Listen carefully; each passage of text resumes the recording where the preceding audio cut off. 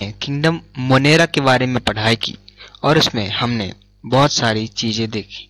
हमने विटेकर की क्लासिफिकेशन के बारे में देखा, हमने बैक्टीरिया के बारे में जाना, वो कौन है, वो कहाँ रहते हैं ये भी जाना, उनकी कैरेक्टरिस्टिक्स के बारे में जाना कि वो कैसे रहते हैं, उनका ऑर्गेनाइजेशन कैसा है, उनकी सेल वॉल कैसी है, वो क्या क्या कैसे कैसे रिप्रोडक्शन करते हैं, न्यूट्रिशन लेते हैं।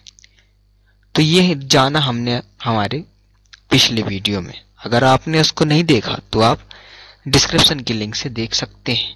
आज हम किंगडम मोनेरा की बेस्ट नीट क्वेश्चंस की बात करेंगे, जो कि नीट 2024 और 2025 के लिए बहुत ही इम्पोर्टेंट होने वाले हैं, क्योंकि मोनेरा से बहुत सारे क्वेश्चंस पूछे जा रहे हैं।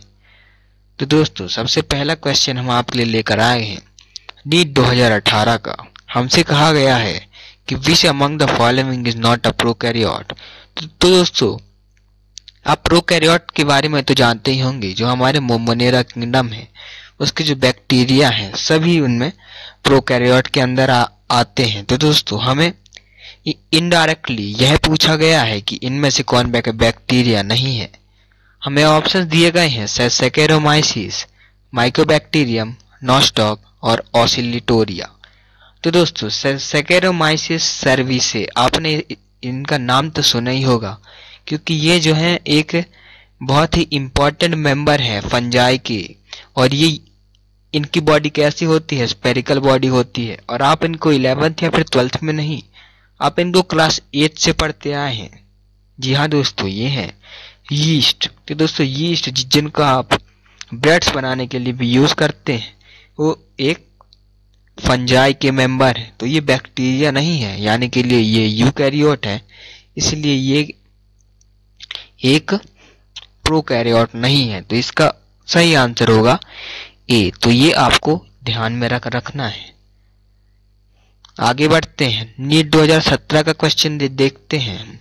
तो उन्होंने हमसे पूछा कि एक्सट्रीम सेलाइन कंडीशंस में इनमें से कौन से बैक्टीरिया पाए जाते हैं, यू बैक्टीरिया, साइनोबैक्टीरिया, माइकोबैक्टीरिया या आर्के बैक्टीरिया। तो दोस्तों, जैसे कहा जाता है कि पुराने लोग हमसे ज्यादा ताकतवर थे, वैसे ही प्राचीन बैक्टीरिया या फिर पुराने बैक्टीरिया आजकल के बैक्टीरिया से भी ज्यादा ताकतवर थे, इसलिए वो एक्सट्रीम सेलाइन खारी जगहों पर भी रह लेते थे। तो इसलिए ऐसे बैक्टीरिया को हम प्राचीन बैक्टीरिया या फिर आर्के बैक्टीरिया कहते हैं। तो इस प्रश्न का उत्तर डी, आर्के बैक्टीरिया हो जाएगा।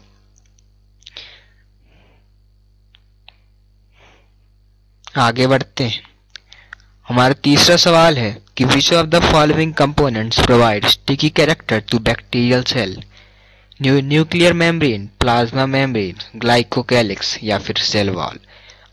सादी भाषा में कहें तो हमसे पूछा गया है कि बैक्टीरियल सेल को स्टिकी कैरेक्टर यानी कि एक चिपकने वाली जो प्रॉपर्टी होती है वो कौन प्रोवाइड करता है, nuclear membrane, plasma membrane, glycocalyx या फिर सेल वॉल। तो दोस्तों, ग्लाइकोकैलिक्स एक ऐसा मटेरियल होता है एंडोथेलियम के अंदर, बैक्टीरिया के अंदर, जो कि उसको एक जगह पर स्थिर रहने में भी मदद करता है। ये एक शुगर और प्रोटीन से बने हुई एक जेली की तरह होता है। तो इस प्रश्न का उत्तर सी हो जाएगा। आगे बढ़ते हैं, चौथा इंपॉर्टेंट क्वेश्चन। ये देख दोस्तों, आपको फिजन दिखाया गया है, इसके बारे में हम पिछली वीडियो में ही बात कर चुके हैं। डीएनए रेप्लिकेशन इन बैक्टीरिया अकर्स। डीएनए रेप्लिकेशन जो कि हमारी बॉडी में एस फेज में होता है, वो बैक्टीरिया में कहाँ होता है?